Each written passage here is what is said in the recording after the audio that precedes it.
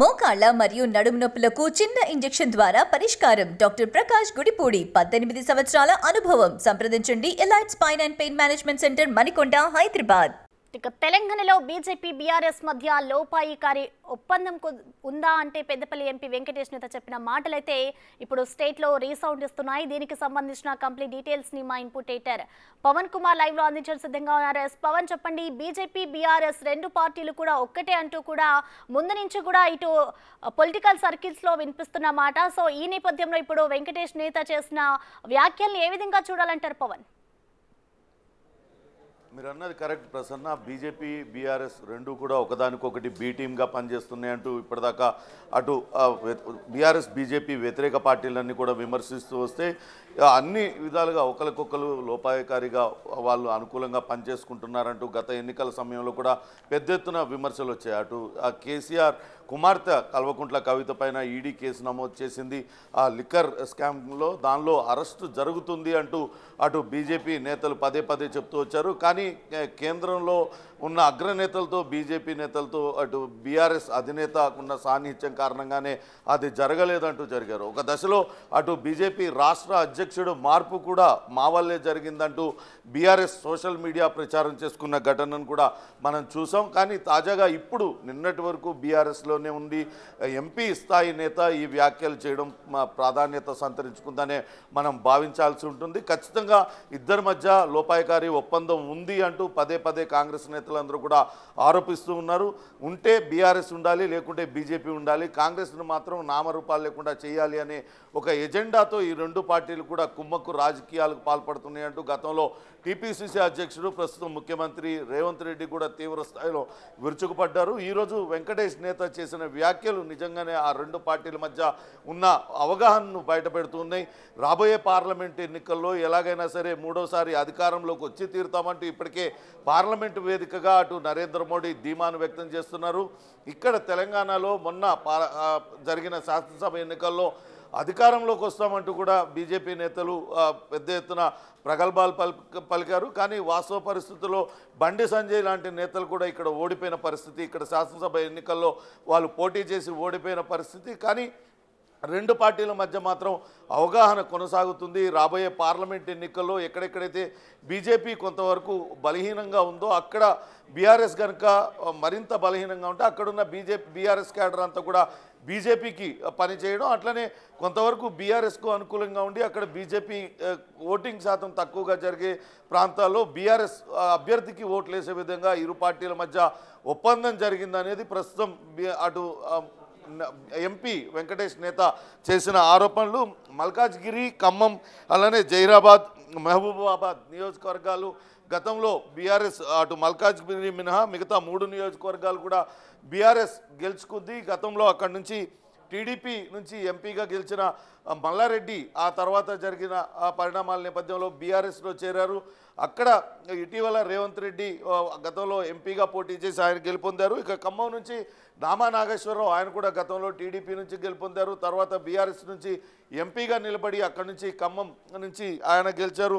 జైరాబాద్లో BB Patil, అలానే మహబాద్ నియోజకవర్గానికి సంబంధించి మొన్న బలరాం నాయక్ తదితరులు అక్కడంతా గెలిచారు. కానీ ఈసారి ఖచ్చితంగా ఈ సీట్లపైన కన్నేసిన బీఆర్ఎస్ నేతలు అక్కడున్న బీజేపీ క్యాడర్ని తమకు అనుకూలంగా ఓట్లేసే విధంగా చూడాలి. ఖచ్చితంగా ఆయా ప్రాంతాల్లో తమకు ఎక్కువ పట్టుంది, అక్కడ బీజేపీకి తక్కువగా ఉన్న నేపథ్యంలో అటువంటి ప్రాంతాల్లో తమకు కనుక మద్దతు తెలిపితే కొంతవరకు బీజేపీ ఓటింగ్ శాతం ఎక్కువగా ఉండే అవకాశం ఉన్న సికింద్రాబాద్, ఆదిలాబాద్ వంటి నియోజకవర్గాలలో బీఆర్ఎస్ లోపాయకారిగా బీజేపీ పార్లమెంట్ అభ్యర్థులకు అక్కడ పనిచేసే విధంగా రెండు పార్టీల మధ్య రహస్య ఒప్పందం జరిగింది. ఈ మేరకు అవగాహన మేరకు రెండు పార్టీలు కూడా ముందుకు వెళ్తున్నాయి అనే సంచలన వ్యాఖ్యలు వెంకటేష్ నేత చేశారు.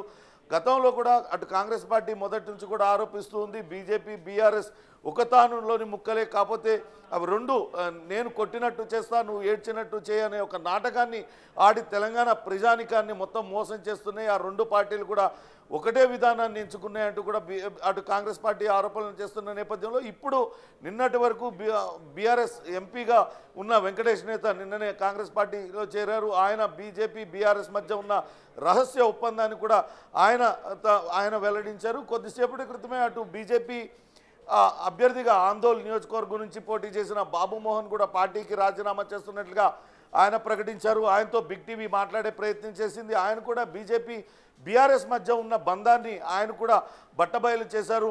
తన ఎంతో నమ్మి బీజేపీ పార్టీని నమ్మి తాను బీజేపీ పార్టీలో చేరాను, కానీ తనను అటు బీఆర్ఎస్లో ఉన్న నేతలు హరీష్ రావు, కేటీఆర్ లాంటి వ్యక్తుల మాటలు విని అటు బీజేపీ నాయకులు తనను అనగదొక్కే ప్రయత్నం చేశారు. తనకు సరైన ప్రాధాన్యత ఇవ్వలేదంటూ ఆయన తీవ్రమైన వ్యాఖ్యలు చేశారు. దీన్ని బట్టి అటు బీజేపీ బీఆర్ఎస్ మధ్య ఉన్న బంధం అటు వెల్లడవుతుంది.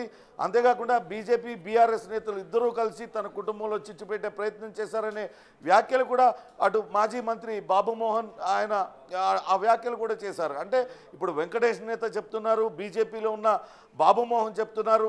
ఇవన్నీ కూడా వాళ్ళ మధ్య ఉన్న బంధాన్ని అయితే స్పష్టం చేస్తూ ఉన్నాయి. రాబోయే పార్లమెంట్ ఎన్నికల్లో రెండు పార్టీలు ఒక రహస్య అవగాహనతో పోటీ చేయడానికి సిద్ధమవుతున్నారు.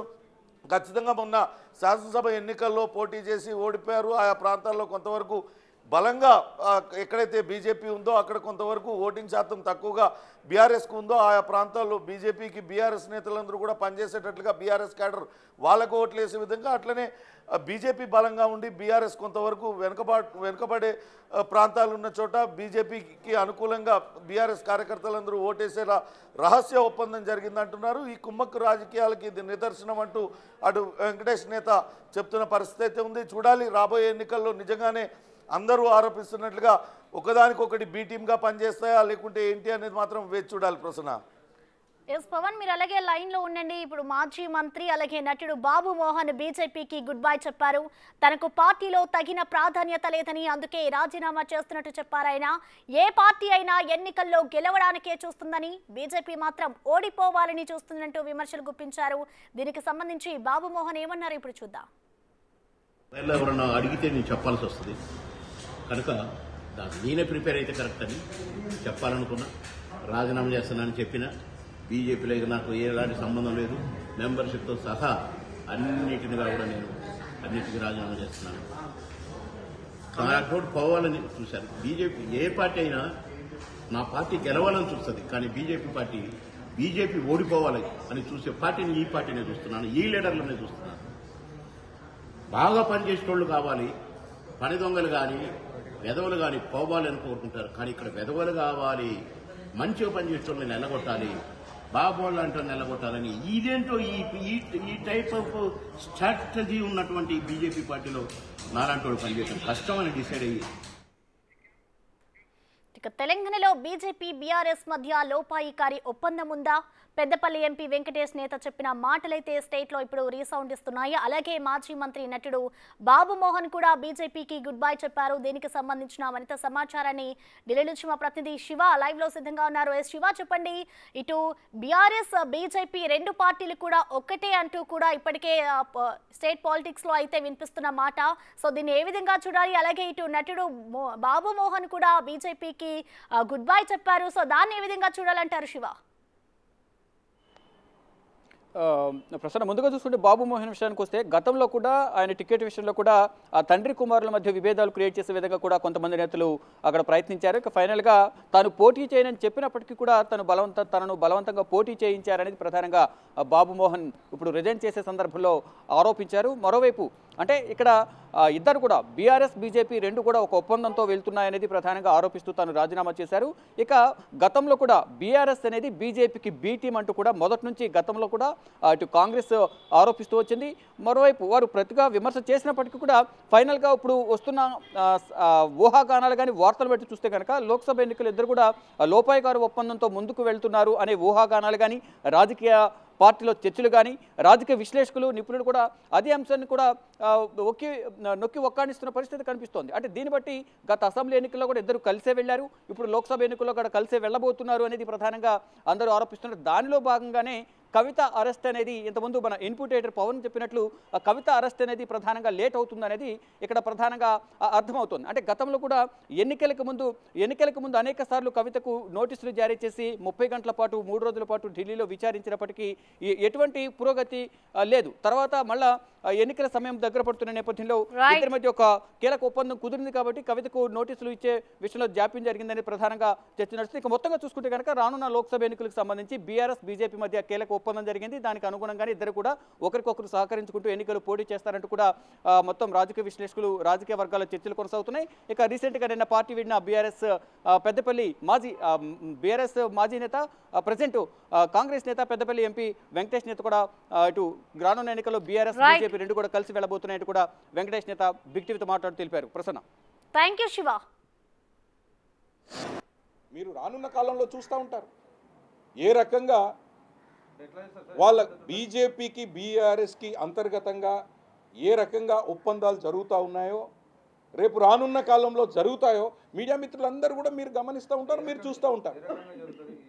అంటే ప్రస్తుతం ఉన్నటువంటి రాజకీయ పరిస్థితుల్లో ఖచ్చితంగా బీఆర్ఎస్ గెలిచేటటువంటి స్థానాలలో బీజేపీ అంతర్గతంగా మద్దతు ప్రకటించవచ్చు, బీజేపీ గెలిచేటటువంటి స్థానాలలో బీఆర్ఎస్ అంతర్గతంగా మద్దతు ప్రకటిస్తుందని చెప్పి నేను భావిస్తాను.